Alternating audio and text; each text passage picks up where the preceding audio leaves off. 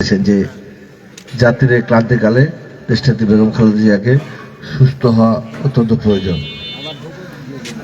যারা আমাদের বিপক্ষে এখন নির্বাচন করে বেড়াচ্ছে, সেই জামাত ইসলামের আমির শফিকুর রহমান সাহেবও, ডাক্তার শফিকুর রহমান সাহেব উনিও স্টেটমেন্ট দিয়েছেন দেশনেত্রী বেগম খালেদা জিয়ার সুস্থ হওয়ার জন্য। দেশ বিদেশের বিশেষজ্ঞ টিম, বিশেষ করে যুক্তরাজ্য, যুক্তরাষ্ট্র, চীন সহ যে সমস্ত ডাক্তাররা বোর্ড করে আমাদের বাংলাদেশের ডাক্তারদের সঙ্গে এভার কেয়ার হাসপাতালে এসে টিম করে তার চিকিৎসা করছেন এবং উনি ধীরে ধীরে একটু খারাপের দিকে গেছিলেন, আবার ভালোর দিকে আসছেন। এখন আজকে রিপোর্ট হচ্ছে উনি সিসি ওয়ার্ডে আছেন এবং মুখে কিছু খেতে পেরেছেন। আজকের খবর এইটা হচ্ছে ওনার চিকিৎসা কিছুটা অগ্রগতি হয়েছে। আর তিনি সমস্ত মানুষের হৃদয়ের মনে কোঠায় তার স্থান করে নিয়েছেন। পরম যারা শত্রু তারাও আজকে দেখেন দেশনেত্রী বেগম খালেদা জিয়াকে অত্যন্ত সম্মান করছে। এটা কেন? এর কারণ হলো এটা হচ্ছে তার অর্জন, দেশের মানুষের কাছ থেকে এবং গোটা বিশ্ববাসীর কাছ থেকে এটা অর্জন করেছেন। তাকে এখন বলা হয় গণতন্ত্রের মাতা, মাদার অফ ডেমোক্রেসি। তিনি তার জীবন যুদ্ধে বারবার অনেক বিপদে পড়েছেন, অনেক পরীক্ষা দিয়েছেন, কিন্তু কখনো উনি বিচলিত হন নাই। খুব ধীর স্থির ভাবে সবকিছু মোকাবিলা করেছেন আর এদেশের মানুষের প্রতি আস্থা রেখেছেন। এদেশের মানুষের প্রতি তিনি সব সময় নির্ভর করেছেন এবং তিনি দেশবাসীর কাছে সবকিছুর বিচার চেয়েছেন। কত তাকে লাঞ্ছনা বঞ্চনা করা হয়েছে না? তো এবং উনি কখনোই কোনো মানুষের প্রতি প্রতিহিংসা পরায়ণ হন না। তারপরে হচ্ছে উনি প্রতিশোধ নেওয়ার জন্য কোনো কিছু করেন নাই। পলাতক প্রধানমন্ত্রী শেখ হাসিনা ইন্ডিয়া থেকে বাংলাদেশে আসার 13 দিন পরে তার হাজবেন্ড হত্যা হয়েছিল। উনি শহীদ রাষ্ট্রপতি জিয়া রহমানের মৃত্যুর তদন্তও সেভাবে করেছেন। তার মধ্যে তিনি প্রতিশোধ পরায়ণ ছিলেন না। উনি সবসময় দেশের মানুষের ভালো চেয়েছেন। যখন এই দেশের আলেম ওলামাদেরকে জঙ্গি আখ্যায়িত দেওয়া হয়েছিল তখন উনি তাদের পাশে দাঁড়িয়েছেন। উনি বলেছেন যে বাংলাদেশের ধর্মপ্রাণ মুসলমান তারা কখনো জঙ্গি হতে পারে না, স্টেটমেন্ট দিয়েছিলেন। এই শেখ হাসিনাকে যখন অনলাইনে অ্যারেস্ট করে তখন উনি স্টেটমেন্ট দিয়েছিলেন যে গণতন্ত্রকামী মানুষের জন্য যারা লড়াই করে তাদেরকে গ্রেপ্তার করে রাখা ঠিক হবে না বলে তার স্টেটমেন্ট, তার মুক্তি দাবি করেছিলেন না? হ্যাঁ, এই যে মোমিনুল হক সাহেব, আল্লামা মোমিনুল হক, উনি 5ই আগস্টের পরে 6ই আগস্ট এভার কেয়ার হাসপাতালে গেছিলেন বেগম খালেদা জিয়াকে দেখতে। সেখানে গিয়ে 2 ঘন্টা ছিলেন। ওনার বক্তব্য আমরা কেমন করে জানবো? আল্লামা সাহেবই বলেছেন, মোমিনুল আমলা সাহেব বলেছে 2 ঘন্টা গল্প করলাম ওনার সঙ্গে। উনি আমার পরিবারের খবর নিলেন, ওই যারা সুফি, যারা পীর আর অলরেডি যারা ছিল তাদের খবর নিয়েছেন, সমসাময়িক কথা বলেছেন। আর বলেছেন যে আপনারা আলেম ওলামা মানুষ, আপনাদের কথা জনগণ শুনে, জনগণকে আপনি একটু বলেন, যখন যাবেন বলবেন যে এ দেশের সম্পদকে যেন বিনষ্ট না করে, খামোখা জ্বালাও পোড়াও এগুলো যেন না করে। আর একবারের জন্য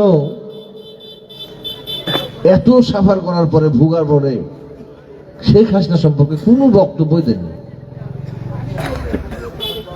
সর্বশেষ দেখেন 21 নভেম্বর সেনাকুঞ্জে গেছিল, তারপরে তো আসে অসুস্থ হলো, তাই না? সেনাকুঞ্জে প্রফেসর ইউনুস সাহেবকে জিজ্ঞাসা করেছে যে আপনারা জানেন বোধহয় প্রফেসর ইউনুস সাহেবের ওয়াইফ খুব অসুস্থ, সহধর্মিণী, তো ওনাকে ছাড়া কোনো কাজই করতে পারেন না, এমনকি খাওয়া দিতে হয়, ওয়াশরুমে নিয়ে যেতে হয়, সব কিছু করতে হয়, ওষুধপত্র খাওয়াতে হয়। তো উনি জিজ্ঞাসা করেছেন প্রফেসর ইউনুসকে যে আপনার স্ত্রী সহধর্মিনী কেমন আছে। সর্বশেষ আসার সময়তে এই যে সেনাপ্রধান জিজ্ঞাসা করেছে, সেনাপ্রধান তাকে সিয়াপ করতে গেছে, স্যালুট করতে গেছে, যখন উনি চলে আসবে তো বলছে এই ভূমিকম্পে উদ্ধার কাজের খবর কি। দেখেন একটা মানুষ দীর্ঘদিন 6.5 বছর থেকে জেলখানায় চিকিৎসা পায়নি, তো এইরকম মানুষের কারণে, তার এই সমস্ত গুণাবলীর কারণে আরো অনেক গুণাবলী আছে। উনি গৃহিণী ছিলেন। জিয়াউর রহমান যখন মারা যায়, দেশের মানুষ তাকে রাস্তায় নিয়ে এসছে, আন্দোলন সংগ্রাম করেছে, বারবার কারাগারে গেছে, কোনোদিন স্বৈর শাসকের সঙ্গে আপোষ করেনি। ওই জন্য উনি আপোষহীন হয়েছে। আপনারা ভোট দিয়ে প্রধানমন্ত্রী বানিয়েছিলেন, ভোটে দাঁড়িয়েই উনি নির্বাচন হওয়ার পরপরই প্রেসিডেন্ট শাসিত সংসদ ভেঙে দেশের মানুষের স্বার্থে, সবার দাবি ছিল এটা, তৎকালীন 15 দলীয় জোটের 7 দলীয় জোটে উনি করেছেন কি, সেখানে আপোষ করেছেন, আপোষের নেত্রী আপোষ করেছেন জনগণের স্বার্থে। উনি সংসদীয় আসন, সংসদীয় পদ্ধতি সরকার চালন করেছিলেন না? এটা কি মিথ্যা কথা, বানানো কথা? হ্যাঁ, উনি প্রথমে মেয়েদের জন্য অবৈতনিক শিক্ষা ব্যবস্থা চালু করেছিলেন। উনি এই যে মুক্তিযোদ্ধা, আমার ভাই সভাপতি জাহিদুল ভাই, এই আরো মুক্তিযোদ্ধা যারা আছে তাদের জন্য মুক্তিযুদ্ধ বিষয়ক মন্ত্রণালয় চালু করেছিলেন, করেন নাই? মেয়েদের জন্য নারী শিশু বিষয়ক মন্ত্রণালয় গঠন করেন নাই? হ্যাঁ, খেলাধুলা করার জন্য এই যে যুবকদের কর্মসংস্থানের জন্য মুক্তিযুদ্ধ বিষয় আপনার যুব ক্রীড়া মন্ত্রণালয় গঠন করে নাই? এগুলো তো ছিল না। উনি কোনো কালো আইন তৈরি করেছিল? হ্যাঁ, এই সমস্ত কারণে আজকে সারা বাংলাদেশের মানুষ, বিশেষ করে ইসলামের যারা আমরা দেখি ধর্মপ্রাণ মুসলমানরা, এমনকি ভিন্ন ধর্মী যারা আছে, এই হিন্দু বৌদ্ধ খ্রিস্টান, তারা তাদের উপাসনালয়ে তার জন্য দোয়া করছে, এবং আপনাদের দোয়াতেই আল্লাহ তাকে বোধহয় আমাদের মাঝে সুস্থ করে দিবেন, আমরা এটা আশা করছি, যেন তাই হয়। সেই নেত্রীকে জন্য আমরা আজকে দোয়ার আয়োজন আমার পিতৃতুল্য মুরব্বীরা আছেন, সাইদুর রহমান সাহেব, আরো অনেক মুরব্বী আছে, মুক্তিযোদ্ধা আছে আরো, এবং আমার প্রিয় সহকর্মী ভাইরা আছেন। আমি এখানে 91 সাল থেকে আসি, আমরা তখন মোটরসাইকেল নিয়ে আসতাম, কবির ভাই আমাদের মোটরসাইকেল পিছনেও চলে থেকে থাকে না। আমি ওই যে ইমরান আলী সরকারের ভোটটা করিনি, যারা আমাদের মুরব্বীরা করেছেন সেই ভোটটা আমরা করিনি, তখন আমরা স্কুলে পড়তাম, এত দূর আসতে পারিনি। তারপরে বারবার আপনাদের কাছে এসেছি, মিনু ভাইয়ের ভোট করেছি। তারপরে হচ্ছে আপনার 18 সালে আমাকে মনোনয়ন দিয়েছিল, আপনারা জানেন। সেই যে ভোট আপনারা দিয়েছেন, সে ভোট মানে ধান কাটা মানে হয়েছিল, কিন্তু গোলায় আমরা তুলতে পারিনি, তাই না? আমরা পারিনি মানে তুলতে দেয়নি, হ্যাঁ, ওজনেও মারেনি। ও আগের দিনই লুট করে কাটা ধান তুলে চলে গেছে, গোলায় ভরতে পারিনি। হ্যাঁ, তো এরকম কি আমরা চলতে দিব? হ্যাঁ, এরকম চলতে পারে? এরকম চলতে দেওয়া যাবে? তাহলে কি করতে হবে? তাহলে যেটা করতে হবে সেটা হচ্ছে আমাদেরকে, আমরা ভালো ধানের চারা আমরা লাগিয়েছি, এবং সেই যার কথা বললাম দেশনেত্রী বেগম খালেদা জিয়া, উনি 3 জায়গা থেকে নির্বাচন করবে, ফেনী, দিনাজপুর, বগুড়া। তাকে আমাদেরকে পাশ করতে হবে না? দেশের মানুষ পাশ করাবে না? উনি যদি একা একা 3 জায়গা থেকে পাশ করে, তাহলে কি আগামী দিনে সরকার গঠন করা যাবে? যাবে না। তাহলে আর যে সমস্ত মনোনয়ন দিয়েছে, যেখানে যেখানে ধানের শীষ, তাদেরকেও পাশ করাতে হবে। তো এইখানে প্রতীকটা কি আমার নিজের? হ্যাঁ, ধানের শীষ প্রতীক আমার নিজের? কার প্রতীক? এদেশের জনগণের প্রতীক। যে জনগণ এই ধানের শীষকে ভালোবাসে, এই প্রতীক হচ্ছে বাংলাদেশের মানুষের আস্থার প্রতীক। এই প্রতীক হচ্ছে স্বাধীনতা সার্বভৌমত্বের পাহারাদার বেগম খালেদা জিয়ার প্রতীক। এই প্রতীক হচ্ছে গণতান্ত্রিক কামী মানুষের দীর্ঘ 17 বছর আন্দোলন সংগ্রামের ফসলের প্রতীক। এই প্রতীক হচ্ছে আমাদের নেতা ওই 10,000 কিলোমিটার দূরে টেমস নদীর পাড়ে আছে জনাব তারেক রহমান। তিনি বাংলাদেশের মানুষকে অত দূর থেকে দেখভাল করছেন, যার ফলশ্রুতিতে আমরা ওই 5ই আগস্ট এদেশ থেকে সরকারকে বিদায় করতে পেরেছিলাম। এটা আমার কথা না, জামাতে ইসলামের আমির ডক্টর শফিকুর রহমানই বলেছেন এই আন্দোলনের মাস্টার মাইন্ড জনাব তারেক রহমান, বলে নাই? আজকে আবার এখন দেখি গুটি গুটি পায়ে আস্তে আস্তে করে এই 5ই আগস্টকে হাইজ্যাক করার চেষ্টা করছে। আমি আপনাদেরকে বলি, এই মহান স্বাধীনতা যুদ্ধের ঘোষক ছিল শহীদ রাষ্ট্রপতি জিয়া রহমান। সেটাকে হাইজ্যাক করতে গিয়ে কি হয়েছে দেখেছেন? হ্যাঁ, যত শেখ ছিল সব শেখকে 2 দিন আগে বিদায় করতে হয়েছে, আর বোনের হাত ধরে জোড়া হয়ে ও ইন্ডিয়াতে চলে যেতে হয়েছে। হয়েছে না? দিল্লিতে যায় নাই? গেছে তো। আর তার যার চালা চামুন্ডা যারা ছিল, এখনো যারা কর্ণহারে আছে, তাদেরকে কে পাহারা দিয়েছে? পাহারাদার কে? বিএনপি। কেমন করে? 6 আগস্ট আমাদের নেতা ওই টেমস নদীর পাড় থেকে আবার লন্ডন থেকে বলেছিলেন যে ছাত্র জনতার এই আন্দোলনকে, গণ অভ্যুত্থানকে আরো সুসংগত করতে হলে,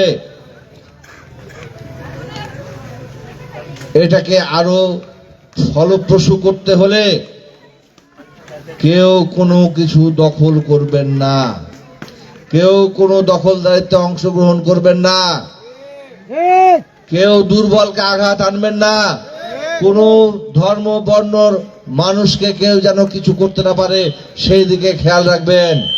প্রতিহিংসা নয়, প্রতিশোধ নয়, রাষ্ট্র কাঠামো মেরামতের 31 দফাকে বাস্তবায়ন করার জন্য আমরা সবাই এদেশের মানুষের বিএনপির নেতা কর্মীরা পাহারাদার হয়ে যান। সেদিন থেকে কর্ণহারের আওয়ামী লীগের ভাইদেরকে বলি, আপনারা তো 2023 সাল থেকে 24 সালে আমাদের নেতা কর্মীরা যদি কোনো আত্মীয়র বাড়িতে ঘুমাতে গেছে তাও বলে দিয়েছেন না? যে ঢুকলো আর ব্যাস পুলিশ যে ধরলো আর গিয়ে আমার সাথে দেখা হতো, আছে কেন বললে হাত তুলবে অনেকে। হ্যাঁ, আমি যদি বলি কে কে আমার পার্টনার, জেল পার্টনার, হাত তুলবে না? হ্যাঁ, অনেকে আছে। গিয়ে কি বলতো জানেন? যে যাক ভাই, একটা ভালো জায়গাতে আসলাম। কেমন করে বাবা ভালো যাবা কেন? জেলখানা ভালো জায়গা কেমন করে হলো? বলছে যে আত্মীয় স্বজনরা কেউ ভয়ে জায়গা দিছে না শোয়ার রাত্রে। এই ঠান্ডার ভিতরে আমরা ওই বিলে খালে, কেউ ওদিকে বলছে পানবরে, কেউ বলছে যে মেশিন রুমে, যেখানে ডিপ চালায় সেখানে, আর বিভিন্ন জায়গায় চলে গেছে। বলছে রোজগার করা নাই, কোন ধর্ম নাই, কোনো কর্ম নাই, কোনো কিছু করার কোনো উপায় নাই। আর ভাই গেলেই ফোন করে বলে দিছে। তো আমরা তো বাবা এসব এখন করি নাই। ওই ভণ্ডরা আপনাদের নামে মামলা করেছে, অনেকেই করে আবার আপনাদের বাড়ি বাড়ি চলে গেছে, যে বলছে তোমাদেরকে মামলা থেকে উদ্ধার করবো, বলছে না? হ্যাঁ, আবার কি বলছে? বলছে যে ইয়াতে কবরে গেলে নাকি এখন প্রথমে জিজ্ঞাসা করবে যে দাড়ি পাল্লাতে ভোট দিয়েছিল কিনা, তাই জিজ্ঞাসা। আস্তাগফিরুল্লাহ, নাউজুবিল্লাহ। তাহলে যারা আগে মারা গেছে তাদেরকে কি জিজ্ঞাসা করেছিল? হ্যাঁ, জামাত ইসলামের কোনো ভাই যদি আসে থাকেন, আমাদের সাথে তো আন্দোলন সংগ্রাম করেছেন, আসেন আমার পাশে আসেন, আপনাদেরকে একটা কোশ্চেন জিজ্ঞেস করি। বাংলাদেশ জামাতে ইসলামী কেমন করে অমুসলিম শাখা হয় আমাকে বুঝিয়ে দিতে হবে। হিন্দুদেরকে আপনারা পর্যন্ত পবিত্র কোরআন হেফাজত করার কথা বলছেন। বাহ বাহ বাহ। বাংলাদেশের এই মুসলিম জনগণ, এই আলেমোলারা, এরা ঘাস খায়, এরা ঘাস খায়। আপনি বলবেন যে এই মনে করেন আপনি আওয়ামী লীগ করেন, এই মনে করেন আপনার নাম লিখে নিলাম, এই মনে করেন যে সিগনেচার করলাম, এই মনে করেন যে পুলিশ আসলে বলবেন যে জামাত করি, পুলিশ আর আপনাকে ধরবে না। বাহ বাহ বাহ বাহ বাহ, এরকম করে নাই? আজকে তাদেরকে বলতে চাই, বাবা রে, আপনারা ক্ষমতায় যেতে জানেন, আমরা জানি। ক্ষমতায় যাওয়ার জন্য মানুষের কাছে যান, আমরা যেমন যাই আপনারাও যান। গিয়া বলেন যে আমাদের ব্যাংক, বিমা, আমাদের ব্যবসা প্রতিষ্ঠান রক্ষা করার জন্য আমরা আওয়ামী লীগের সঙ্গে লিয়াজও করেছিলাম, সে আওয়ামী লীগ এখন ক্ষমতায় নাই, তারা এখন আমাদের সঙ্গে লিয়াজো করছে, আল্লাহর রাস্তায় আমাদেরকে ভোট দাও, আমরা ক্ষমতায় গেলে আবার বিএনপি নিধন করব, এইটা বলো। তা না বলে বলছো যে রোজার পূজা, মুদ্রার এপিট ওপিট, আস্তাগফিরুল্লাহ নাউজুবিল্লাহ। আরে তাওহীদ এক অদ্বিতীয়, আল্লাহ এক অদ্বিতীয় বিশ্বাস করতে হবে, তাওহীদকে ধারণ করতে হবে, ঈমান শক্তি রাখতে হবে, আল্লাহ তাআলা হুকুম আহকাম মেনে চলে আমল করতে হবে, দৈনন্দিন জীবনে সাংসারিক সমস্ত কাজকর্ম নিষ্ঠার সহিত করতে হবে, সততার সঙ্গে আমাদের সবকিছু করতে হবে, সৎ হতে হবে শহীদ রাষ্ট্রপতি জিয়াউর রহমানের মতো।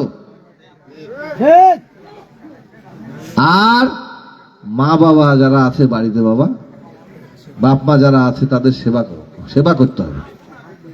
বয়স্ক মা বাবার সেবা করো, পাশের বাড়ির খোঁজ নাও, আর নিজের ঈমান আমলটাকে ঠিক রাখো, আর আল্লাহর কাছে মাপ চাও, তাহলে আল্লাহ যদি মাপ করে নিশ্চয় আল্লাহ তাআলা আমাদেরকে বেহেশতে দেবে, নাকি? ওই জন্য মা বোনদেরকে আজকে আপনারা একটু সাবধান করে দেবেন, নিজ নিজ বাড়িতে গিয়ে বলবেন। আরে ওরা তো ওই যে তরিকার নাম করে আসে, বলে যে একটা মিলাদ হবে, এই হবে, মহিলারা আসে, অনেকে খেয়াল করে, অনেকে খেয়াল করে না, কিছুক্ষণ পর বলে যে তোমার হাত থেকে তুমি কিন্তু ওয়াদা করলে আমাদের সাথে যে ভোট দেবা, বলে না? তো এইটা যেন না হয় সেজন্য সাবধান করে দিবেন। হ্যাঁ, কারণ আমরা তো সবাই ধর্মপাল মুসলমান, অনেকেই এদেশের অধিকাংশ মানুষ, তারা তো আল্লাহ তাআলাকে, আমরা এখানে অনেকে আছে নামাজ কম পড়ি, কিন্তু আল্লাহ তাআলাকে আমরা ওইভাবেই বিশ্বাস করি, এবং ওই ধর্মের প্রতি আমরা খুব দুর্বল, সেই জায়গাটা থেকে আপনাদের একটু সচেতন হতে হবে। আর যারা ক্ষমতায় যাওয়ার জন্য এত লাফালাফি করছেন তাদেরকে বলি, আমরা কিন্তু এই যে রাষ্ট্র কাঠামো মেরামতের 31 দফা 2024 সালে 5 আগস্টের আগে পরে দিই নাই, এইটা দিয়েছি ভিশন 2030 2016 সালে, কিভাবে আমরা 20 সাল থেকে 30 সাল পর্যন্ত করবো, এটা বেগম খালেদা জিয়া দিয়ে গেছিলেন। তারপরে যখন উনি জেলখানায় গেলেন 2022 সালে রাষ্ট্র কাঠামো মেরামতের 27 দফা হচ্ছে আমাদের নেতা তারেক রহমান সাহেব যে দেশবাসীর কাছে দিয়েছিলেন, সেইটাই আবার সংস্কার করে 13 এপ্রিল 2023 সেদিন রাষ্ট্র কাঠামো মেরামতের 31 দফা বাস্তবায়ন করেছেন, এবং বলে দিয়েছেন এটা বেদ নয়, বাইবেল নয়, কোরআন নয়, এটার পরিবর্তন সম্ভব। সংস্কার হচ্ছে পরিবর্তনশীল, যে সংস্কারের কথা আপনারা বলেছেন, এখন আবার মাঝে মাঝে এমন এমন কথাবার্তা বলেন যে এটা না হলে ওটা করবো না, ওটা না হলে ওটা করবো না, মনে হয় মামার বাড়ি আবদার। অর্থাৎ এই যে অন্তর্বর্তীকালীন সরকার, এই সরকারকে যে কোনো বিষয়ে প্রেসারাইজ করা হচ্ছে যে তাদেরকে একটা যে কোনো জিনিস উদ্ধার করার জন্য। মানে আজকে যদি কেউ 10 বছর পরে বলে যে প্রফেসর ইউনূস সাহেব জোর করে ক্ষমতা দখল করছে, বিশ্বাস করবে কেউ? হ্যাঁ, বিশ্বাস করবে? জিয়াউর রহমান সাহেব এই নভেম্বর মাসে 7 নভেম্বর সৃষ্টি হয়েছিল মহান জাতীয় বিপ্লব সংহতি দিবস, সিপাহী বিপ্লবের মাধ্যমে, সিপাহী জনতার বিপ্লবের মাধ্যমে ক্ষমতা এসেছিল। আজকে ভুল ব্যাখ্যা দিচ্ছেন, বলছেন যে নৌকা দেখেছেন, ধানের শীষ দেখেছেন, একবার দাড়িপাল্লা দেখেন। আরে দাড়িপাল্লা তো বাংলাদেশের মানুষ এই ডিসেম্বর মাসেও আপনাদেরকে দেখেছিল 71 সালে, দেখে নাই? যারা আপনারা দাড়িপাল্লার অনুসারী ছিলেন, কি করেছেন আপনারা? আপনারা শুধু পাকিস্তানের পক্ষে ছিলেন না, আপনারা এদেশের মা বোনদেরকে পর্যন্ত পণ্য হিসাবে পাখানাদার মায়েদের কাছে তুলে দিয়েছিলেন। আপনারা হচ্ছেন আমাদের যে সমস্ত মুক্তিযোদ্ধারা মুক্তিযুদ্ধ করত তাদের ফ্যামিলির উপর নির্যাতন করেছেন। বাংলাদেশের মানুষ তো আপনাদেরকে অবশ্যই দেখবে, কিন্তু এই দেখা যদি ঠিক মতো দেখে, যদি হ্যাঁ না ভোটে বাংলাদেশের মানুষ দাবি করে বসে যে আপনারা বাংলাদেশের স্বাধীনতাকামী মানুষের পাশে ছিলেন না, সুতরাং বাংলাদেশে আপনাদের রাজনীতি করার অধিকার আছে কি নাই, এই নিয়ে যদি হ্যাঁ না ভোট শুরু হয়, তখন কি করবেন? সেই জন্য বলি যে পাগলকে নৌকার মাঝখানে গিয়ে বলতে নাই যে বাবা নৌকা ডুবাস না। আপনারা আপনাদের ব্যাংক, বিমা, ব্যবসা প্রতিষ্ঠা রক্ষা করার জন্য আপনারা ভোট চান মানুষের কাছে, ধর্মকে নিয়ে নাড়াচাড়া করেন না। আমরা বলতে চাই, আমাদের নেতা তারেক রহমান স্পষ্ট করে বলেছেন যে আগামী দিনে বিএনপি যদি জনগণের ভোট নিয়ে, সংখ্যাগরিষ্ঠতা নিয়ে সংসদে গিয়ে যদি সরকার গঠন করে, তাহলে আগামী দিনে জাতীয় সরকার গঠন করবে বলেছে, বলে নাই? কেন বলেছে জাতীয় সরকার গঠন করবে? এই কারণেই বলবে, এবং জাতীয় সরকারের শরিক হবে কারা, তা সেটাও বলেছে যে যারা নির্বাচনে অংশগ্রহণ করবে তাদের সবাইকে নিয়ে জাতীয় সরকার গঠন করবে। কারণ হলো, বাংলাদেশে কুইক পাওয়ার রেল টানের নামে, বাংলাদেশে ওই হচ্ছে শেয়ার বাজারের নামে, বাংলাদেশে মেগা প্রজেক্টের নামে হাজার হাজার কোটি টাকা, প্রায় 14 লক্ষ কোটি টাকা লুটপাট করে বিদেশে পাচার করা হয়েছে। সেই টাকাগুলো ফেরত আনতে হবে। যারা এই লুটপাটের সঙ্গে জড়িত তাদের বিচার করতে হবে। ওই হচ্ছে 20,000-এর অধিক বিএনপি নেতা কর্মীদেরকে হত্যা করা হয়েছে। যারা এই হত্যা করেছে, হত্যাকাণ্ডের সঙ্গে জড়িত, তাদের বিচার করতে হবে। বাংলাদেশে প্রায় 1700-এর উপর মানুষজনকে গুম করে রাখা হয়েছিল। আয়নাঘর তৈরি করা হয়েছিল, ওই আয়নাঘরের বিচার করতে হবে। কেন করা হয়েছিল? বাংলাদেশের মাটিতে 25শে ফেব্রুয়ারি সৃষ্টি হয়েছে। ওই বিডিআর পিলখানায় হত্যাযজ্ঞ হয়েছে, তাদের বিচার করতে হবে। বাংলাদেশের মাটিতে বিভিন্ন কালো আইন তৈরি করে এলিট ফোর্স র্যাবকে দিয়ে বিচার বহির্ভূত হত্যাকাণ্ড করা হয়েছে, সেইগুলোর বিচার করতে হবে। লুটপাটের বিচার করতে হবে, দুর্নীতির বিচার করতে হবে। সেই জন্য জাতীয় সরকার গঠন করে স্বাধীন সার্বভৌম হচ্ছে স্বায়ত্তশাসিত প্রতিষ্ঠান, বিচার বিভাগকে আলাদা করা হবে, তারা তাদের বিচার করবে। এইখানে দেশ রাষ্ট্র কাঠামো চলবে সেইভাবে, যেভাবে আগামীর বাংলাদেশ দেখতে চাই আমরা। আমাদের নেতা তারেক রহমান বলেছিলেন আন্দোলনের মধ্যে, মনে আছে আপনাদের? কি বলেছে বলেন তো? টেক ব্যাক বাংলাদেশ, বলে নাই? ওই বাংলাদেশে আমরা ফেরত আসতে চাই। তারপরে বলেছে আমার আগে আমরা, আমাদের আগে দেশ, ক্ষমতার আগে জনতা, সবার আগে বাংলাদেশ। সেই বাংলাদেশ প্রতিষ্ঠা করার জন্য আমরা বেকার যুবকদের কর্মসংস্থান করতে চাই। সেই বাংলাদেশ দেখার জন্য আমার মা বোনদেরকে ফ্যামিলি কার্ড দিতে চাই। আমার সেই বাংলাদেশ দেখার জন্য আমার কৃষক ভাইদেরকে ফার্মার কার্ডের ব্যবস্থা করে দিতে চাই। এই রাস্তাঘাট, স্কুল, কলেজ, এই সমস্ত অবকাঠামো উন্নয়ন করতে চাই। অনেকেই জানে, 17 বছরের শখও হয়নি যে একটু রাস্তা করি, অনেকেই হয়নি। এই প্রবাদে আমাকে জিজ্ঞেস করে বিভিন্ন জায়গাতে, আরে বেশি জিজ্ঞেস করে হরগ্রাম ইউনিয়নে গেলে, যে রে বাবা রে, এই রাস্তাগুলো 28 বছর হয়নি। ওরা আবার 17 বছর বলে না, ওরা বলে 28 বছর হয়নি। তো যাই হোক, আমি কারো সমালোচনা করতে চাই না। আমি শুধু আপনাদেরকে বলতে চাই, আমি আপনাদের কারো সন্তান হিসাবে, কারো ভাই হিসাবে, কারো সহকর্মী হিসাবে, এবং এই আপনাদের বাবা মোহনপুর বাসীর হয়ে আপনাদের কাছে আমি দোয়া চাই। আপনারা ধানের শীষের জন্য দোয়া করবেন, ধানের শীষকে হেফাজত করার জন্য সবাই সবাইকে সহযোগিতা করবেন। আর এইরকম পরিবেশ যেন না হয় বাংলাদেশে, যেন কাউকে এই,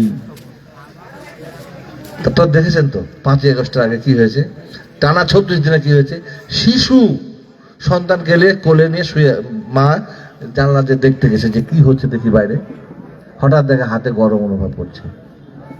সেই শিশুর মাথায় গুলি লেগেছে, রক্তপাতে গরম অনুভব হয়েছে এবং সেই শিশু লুটিয়ে মারা গেছে। এরকম পরিবেশ আর আমরা চাই? ওই বাংলাদেশে ফেরত দিতে চাই? সেই জন্য আমাদের সবাইকে ঐক্যবদ্ধ থাকতে হবে। জামাত ইসলামের ভাইদেরকেও বলি যে আমরা নির্দিষ্ট একটা পয়েন্টে ঐক্যবদ্ধ থাকব। আজকে আপনারা এটা ওটা বলে নির্বাচন পিছানোর চেষ্টা করছেন, এটা করেন না। বাংলাদেশের মানুষ নির্বাচনী ট্রেনে উঠেছে, এই ট্রেন থামানো আর সম্ভব নয়।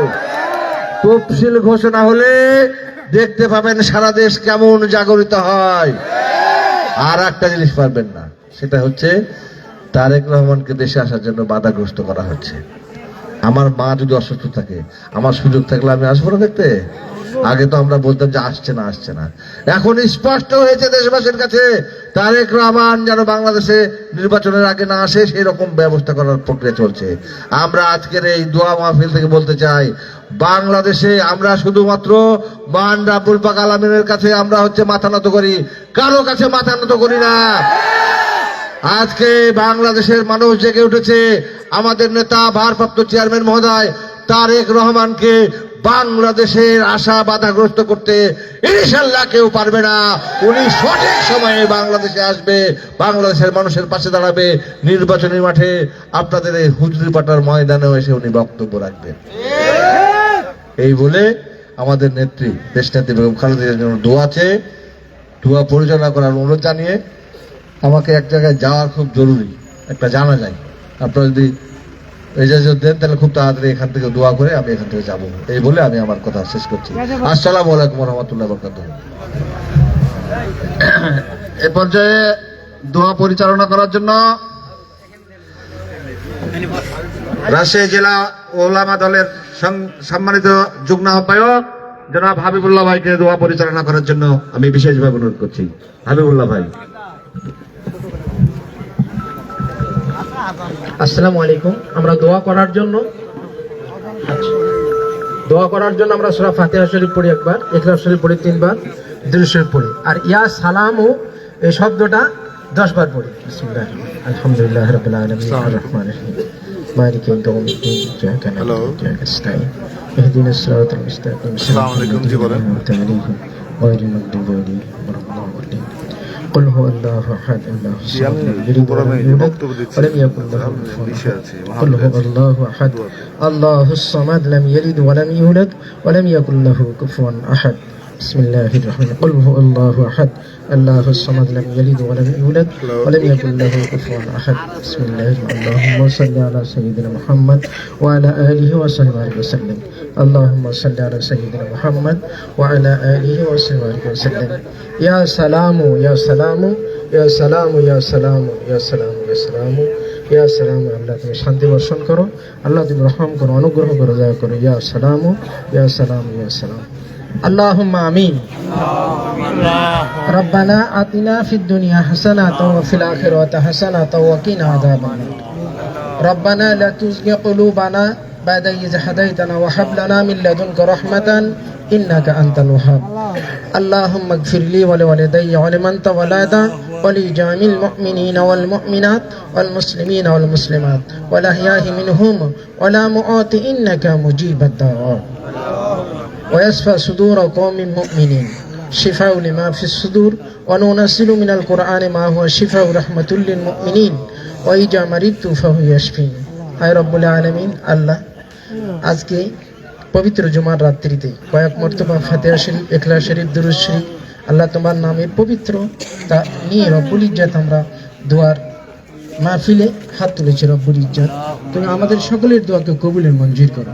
আল্লাহ তুমি আমাদের সকলের জীবনের গুনাহ খাতাকে মাফ করো।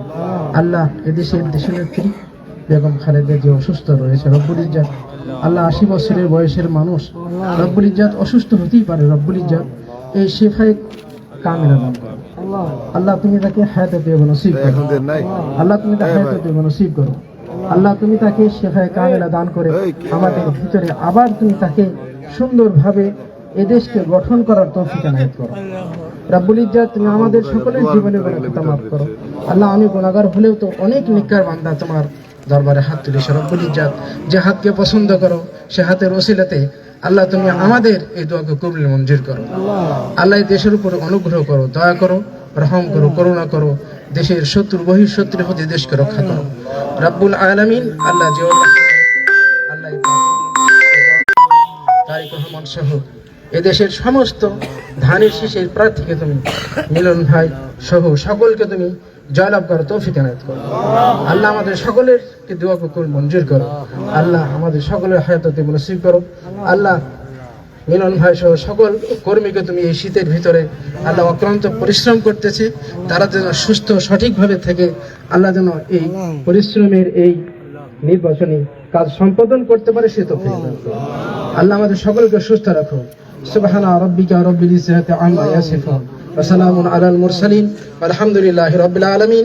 লা ইলাহা ইল্লাল্লাহু মুহাম্মাদুর রাসূলুল্লাহ সাল্লাল্লাহু আলাইহি ওয়াসাল্লাম।